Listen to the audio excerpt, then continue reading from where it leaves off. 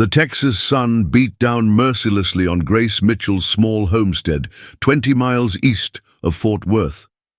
The wooden planks of her porch creaked under the weight of another scorching afternoon in the summer of 1874.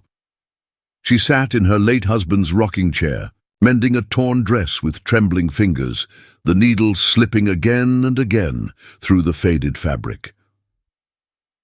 3 months had passed since Samuel's death from fever, and the isolation pressed against her like a physical weight.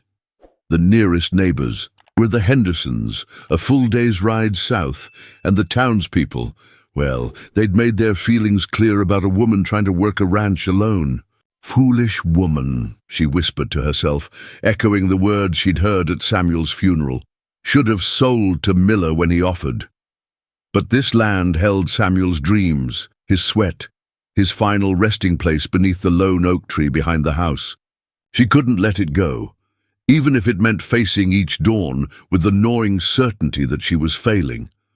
The sound of her chickens squawking in distress broke through her melancholy. Grace set down her sewing and walked to the edge of the porch, shading her eyes against the glare. Something was wrong near the creek that ran along the eastern boundary of her property. She grabbed Samuel's old Winchester from beside the door and made her way through the tall grass, her boots crunching on the drought-hardened earth. The air shimmered with heat, and grasshoppers leaped away from her path with each step. At the creek's edge, she found him. A Comanche warrior lay face down in the shallow water, his long black hair fanned out like dark silk. Blood seeped from a wound in his shoulder, staining the water pink where it flowed downstream. His buckskin shirt was torn, revealing more cuts along his ribs. A broken arrow shaft protruded from his back. Grace's breath caught in her throat. She'd heard the stories. Raids, scalpings, entire families wiped out. Every settler in Texas knew to fear the Comanche above all other tribes. They were the finest horsemen on the plains, warriors who could disappear into the landscape like ghosts, but this man was dying. She knelt beside him, her rifle forgotten in the grass. His skin was warm, fever hot. When she pressed her fingers to his neck, she felt a weak but steady pulse. Up close, she could see he was young, perhaps 25, with strong cheekbones and a face that might have been handsome if not for the pain etched in every line. "What am I doing?" she whispered, but her hands were already moving, turning him gently onto his side.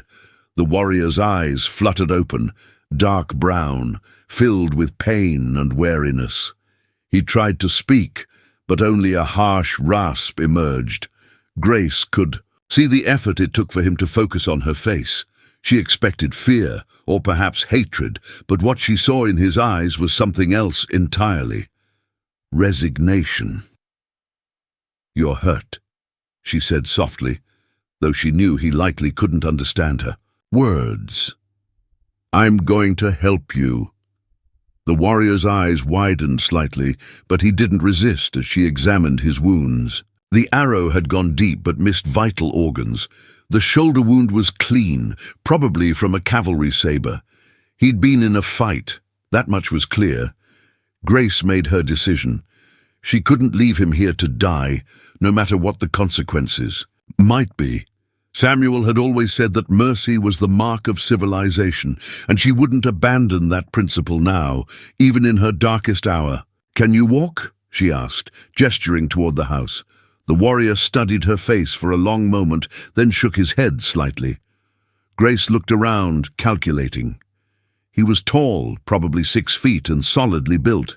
There was no way she could carry him alone, but her old mule, Jasper, was strong enough to bear the weight if she could fashion a travois.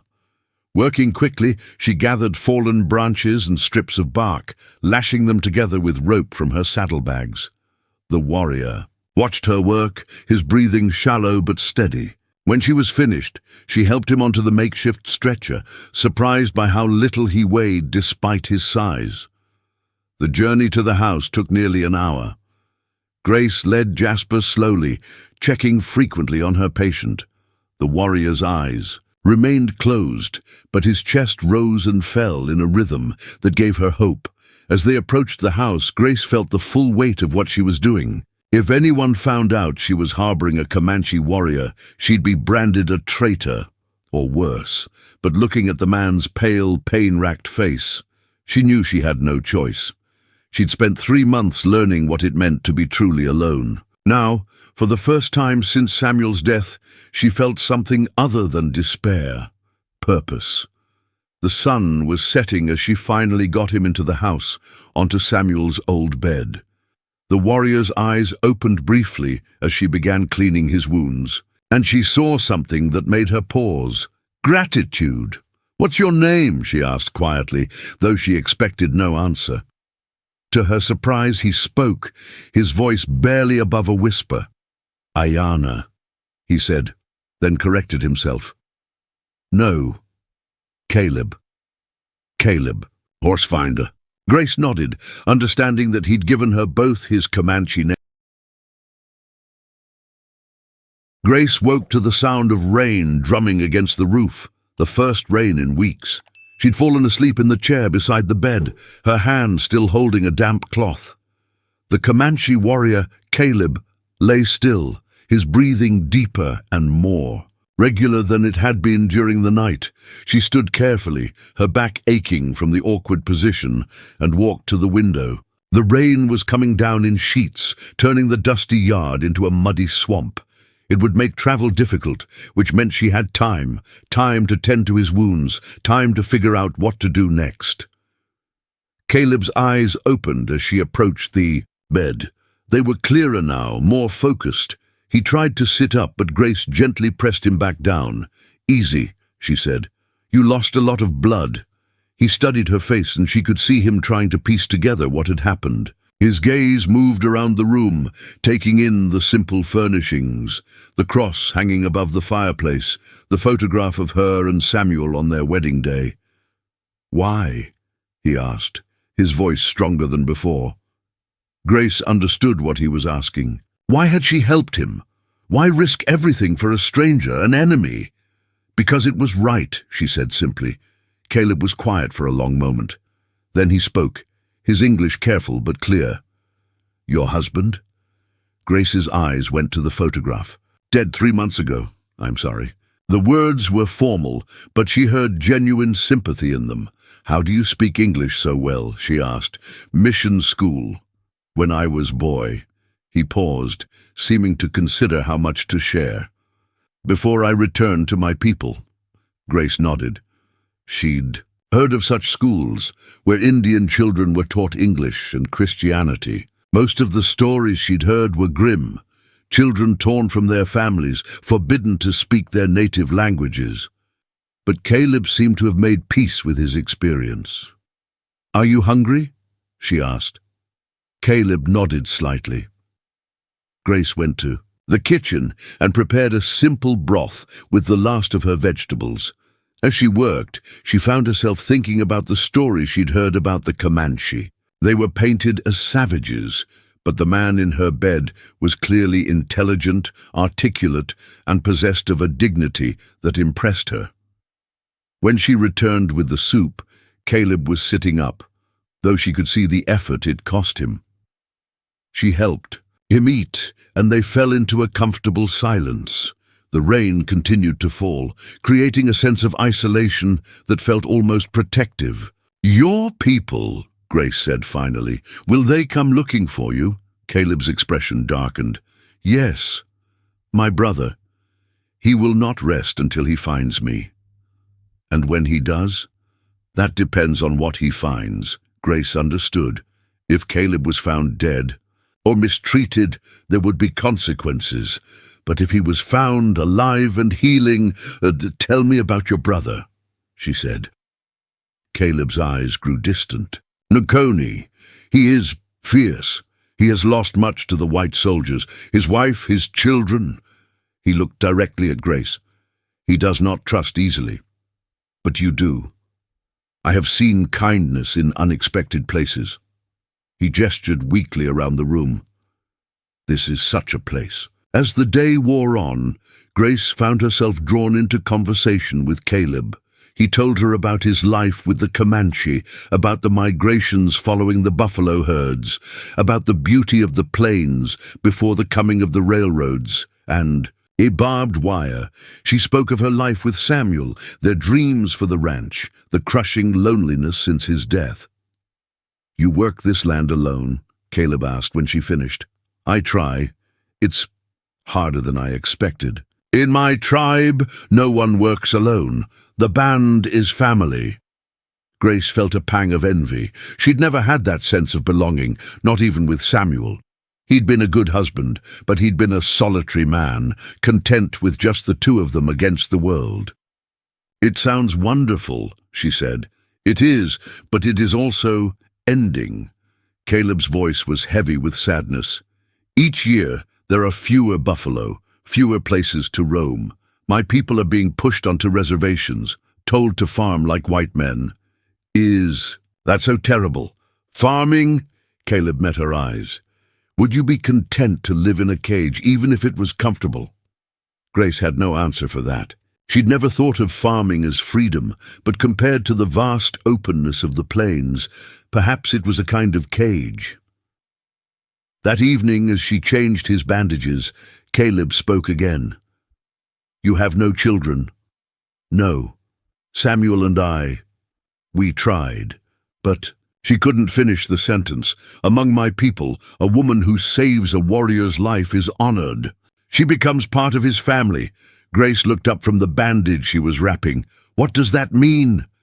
"It means you would never be alone again." The words hung in the air between them. Grace felt something stir in her chest. Hope, perhaps, or maybe just the desperate wish for connection. "Your brother," she said quietly, "when he comes, what will you tell him?" Caleb was quiet for a long moment. "The truth, that I found mercy where I expected only death." Outside, the rain continued to fall, washing away the dust and blood of the day before. Grace felt as if it were washing away something inside her too. The anger, the bitterness, the crushing weight of isolation. She didn't know that 2 miles away, a group of Comanche warriors had taken shelter in a cave, waiting for the storm to pass. Their leader, Nokoni, studied the muddy ground where his brother's blood trail disappeared into the rain-washed earth. "We will find him," he said quietly, "and we will find who did this." But as Grace sat beside Caleb's bed, watching him sleep, peacefully for the first time in days, she felt only gratitude for the strange twist of fate that had brought them together. Tomorrow would bring its own challenges. Tonight, neither of them was alone. Grace woke to absolute silence. The rain had stopped during the night, and the usual sounds of morning, birds, insects, the distant lowing of cattle, were conspicuously absent. She sat up in the chair where she'd been dozing, every instinct. Screaming danger, Caleb was already awake, his eyes alert and focused on the window. He'd managed to sit up on his own, though she could see the effort it took. "They're here," he said quietly. Grace's heart hammered against her ribs. "How many?" "6. Maybe 7. Caleb's voice was calm, but she could see the tension in his shoulders. "My brother leads them." Grace moved to the window and peered through the curtains. At first, she saw nothing but the muddy yard and the distant tree line. Then, like shapes materializing from the earth itself, she saw them, 7 Comanche warriors on horseback, spread in a loose semicircle around the house. They were motionless, watching, waiting. "What do they want?" she whispered. "To see if I am alive, to understand what happened here." Grace felt a chill that had nothing to do with the morning air. "And if they don't like what they find?" Caleb didn't answer immediately. When he spoke, his voice was heavy with concern. "Grace, you must listen to me carefully. When they come to the door, you must show no fear.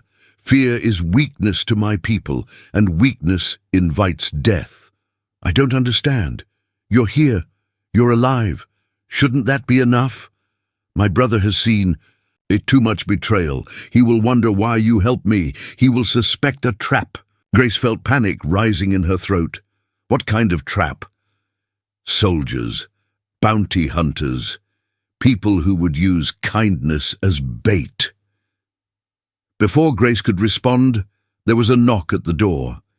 It was soft, almost polite, but it made her jump as if a gun had fired. "That's Nakoni," Caleb said. "Help me to my feet."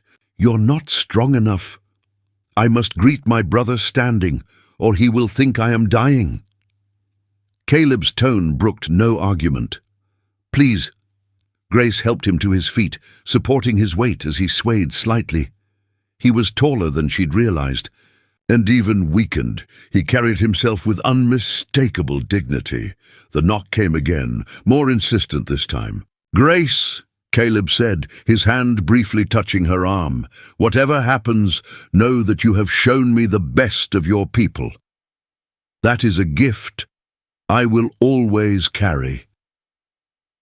She nodded, unable to speak, and walked to the door. Her hand trembled as she reached for the handle, but she forced herself to move steadily. Samuel's Winchester was propped against the wall nearby, but she made no move toward it. Something told her that showing weapons would be the worst possible choice. She opened the door. The man standing on her porch was clearly Caleb's brother. He had the same strong features, the same dark eyes, but where Caleb's face showed intelligence and introspection, Nakoni's was carved from stone. His hair was longer, decorated with feathers and beads, and he wore traditional Comanche dress, buckskin leggings, a painted shirt, and moccasins that had carried him silently across her porch. Behind him, the other warriors sat their horses like statues, their faces impassive, but their eyes missing nothing. Their weapons were ready but not raised, a threatening neutrality that made Grace's skin crawl. Nakoni's eyes flicked over her face, reading her expression with unsettling intensity. Then he looked past her and saw Caleb standing in the doorway. "To the bedroom," the two brothers spoke in Comanche, their words rapid and urgent. Grace couldn't understand the language, but she could hear the emotion beneath it: relief, anger, confusion, and something else she couldn't identify. Finally, Nakoni turned back to her. When he spoke, his English was accented, but clear. "You are the woman who found my brother." It wasn't a question. Grace nodded. "Why did you not let him die?" The question was asked matter-of-factly, as if he were asking about the weather. Grace felt a flash of anger at the casual way he spoke of Caleb's death, but she pushed it down. "Fear is weakness," she reminded herself. "Because he was hurt," she said simply, "and I could help." Nakoni studied her face for a long moment. "You know what my people think of yours." "I know what my people think of yours," Grace replied. "I'm beginning to think we're both wrong." Something shifted in Nakoni's expression, not quite a smile, but a loosening of the rigid control. He spoke to Caleb again, and his brother responded at length.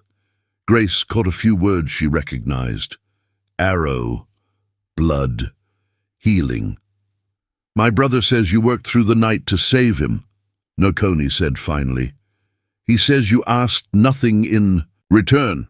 "That's right. This is unusual." Grace felt a surge of frustration. Is kindness so rare that it seems suspicious? Between our peoples? Yes. The simple honesty of the statement hit Grace like a physical blow. She thought of all the stories she'd heard, all the fear and hatred that had built up over years of conflict. Both sides had suffered, both sides had lost, and both sides had learned to see the other as less than human. "I'm sorry," she said quietly. "I'm sorry for all of it." Nakoni's eyes widened slightly. It was clearly not what he'd expected to hear.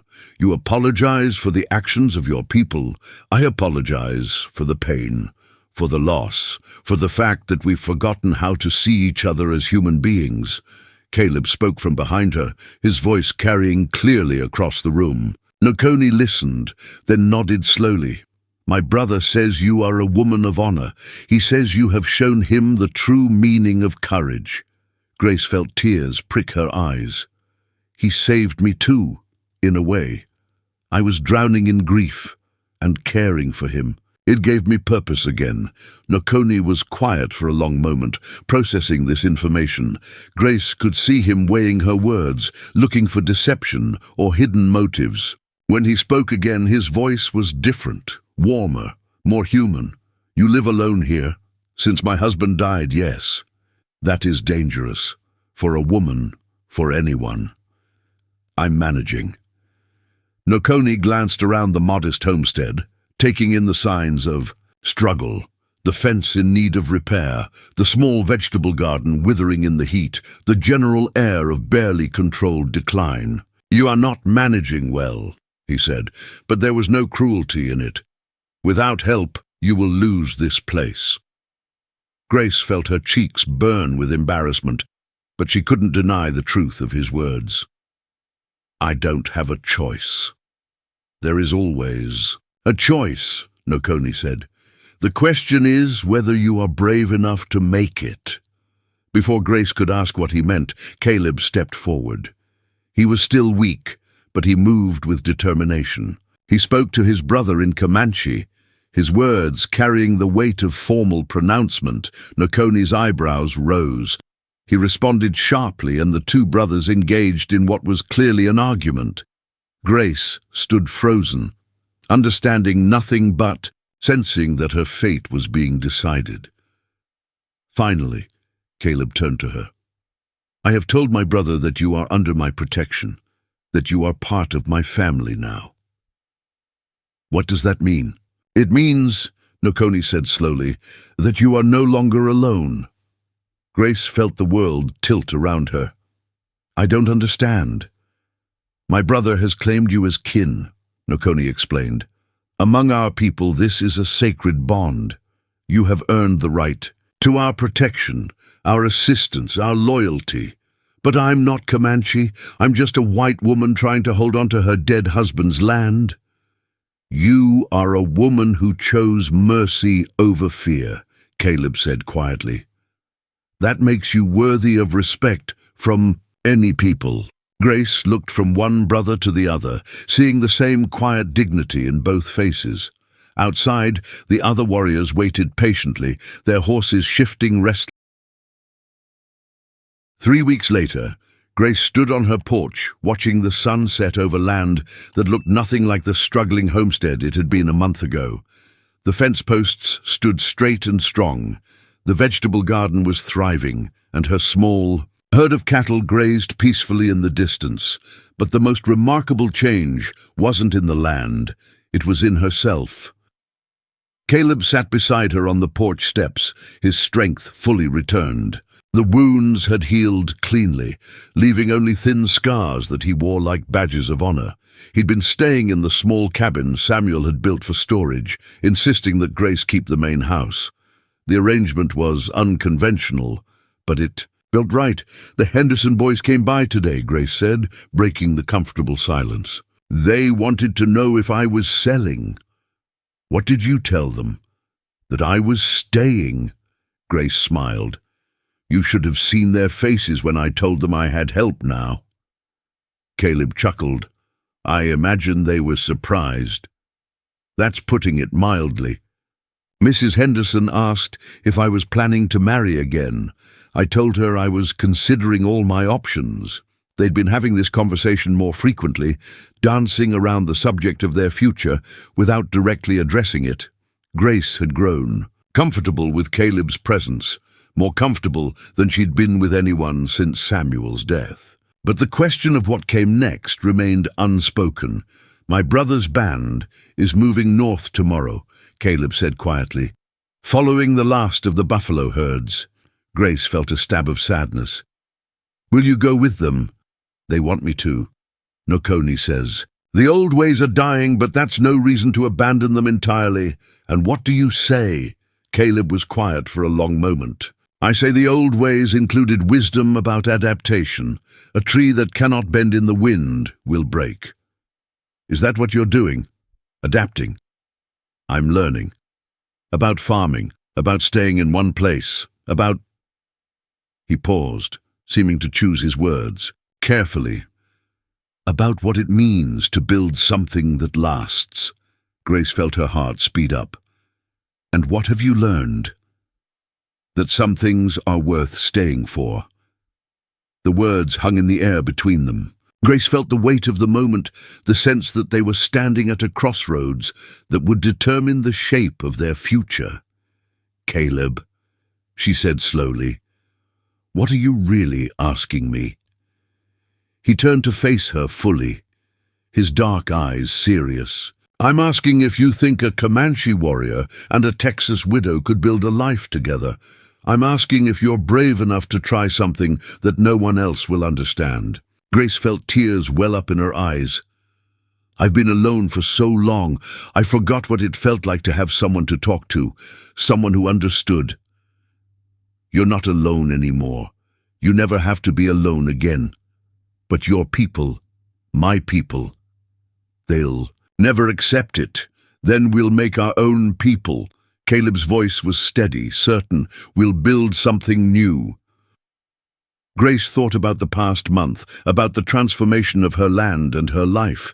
The Comanche warriors had worked alongside her with no expectation of payment, had shared their knowledge of the land and its rhythms. They treated her with respect and dignity, never questioning her right to be there.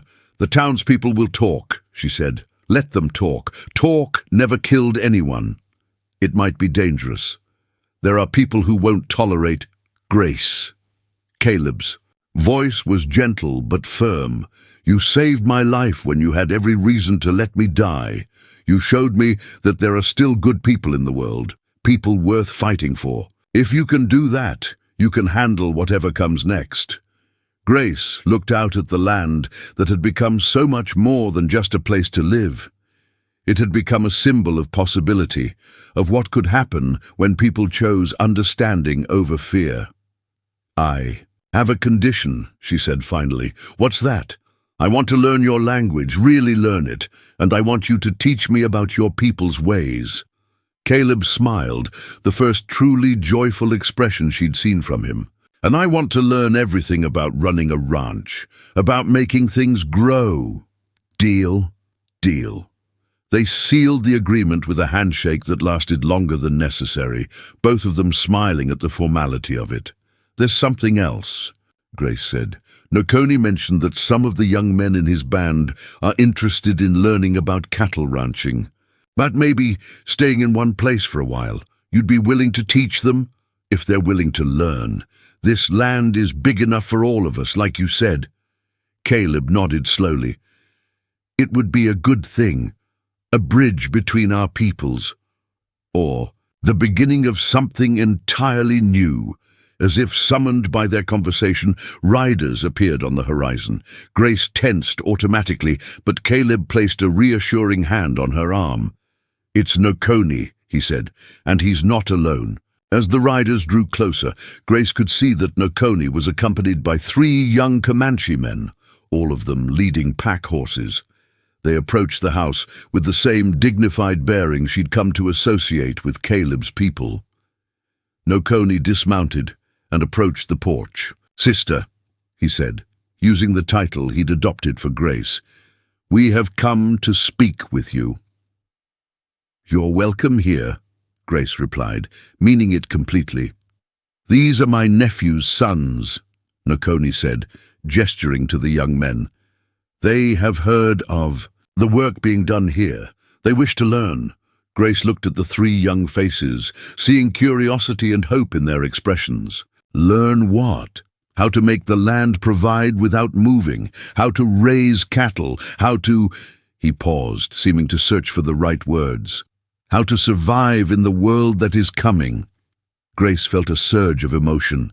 These young men were choosing to stay, to learn, to adapt. They were choosing to build something new rather than simply mourn what was lost. I'd be honored to teach them, she said, but I'll need help. I'm still learning myself. I will help, Caleb said immediately. And there are others who would come if they knew they were welcome. They're welcome, Grace said firmly. All of them. Nokoni nodded approvingly. You have made wise choices, sister, both of you. What about you? Grace asked. Will you stay? Now, long enough to see this new thing take root. Nokoni's expression grew serious. There will be challenges, white settlers who don't understand, government officials who want to force my people onto reservations. You will need friends. Will. Face them together, Grace said. Yes, Nokoni agreed. Together. As the evening wore on, Grace found herself surrounded by voices speaking in both English and Comanche, planning and laughing and arguing about the best way to build corrals and plant winter wheat. She thought about the woman she'd been a month ago, isolated, bitter, slowly losing everything she tried to hold on to. Now she was part of something larger, something that felt like the beginning of a new kind of family. Not just her and Caleb, but all of them, building something that had never existed before. Later, after the others had made camp near the creek, Grace and Caleb sat on the porch again. The stars were brilliant overhead, and the air was soft with the promise of autumn. Are you afraid? Caleb asked quietly. Grace considered the question. Terrified, she admitted, but also excited. For the first time in months, I'm looking forward to tomorrow. Good, Caleb said. Fear keeps us careful. Excitement keeps us alive. What do you think we're building here? I don't know. Something that's never been tried before? Something that might work. Grace leaned against his shoulder, feeling the solid warmth of him, the steady rhythm of his breathing. I love you, she said quietly. I love you too. The words were simple, but they carried the weight of everything they'd been through. Everything they were choosing to face together. Grace closed her eyes and listened to the sounds of the night, the distant murmur of voices from the camp, the gentle lowing of cattle, the whisper of wind through the grass. Tomorrow would bring new challenges, new questions, new possibilities, but tonight, surrounded by the family she'd never expected to find, Grace Mitchell felt something she hadn't experienced in months. She felt like she was home. In the distance, a coyote howled, and from the camp came the sound of Nokoni's voice, telling stories in the ancient language of his people. Grace didn't understand the words, but she understood the rhythm, the cadence of tradition being passed down and adapted for a new world. She was part of that tradition now, part of the adaptation. And for the first time since Samuel's death, she knew with absolute certainty that she was exactly where she belonged.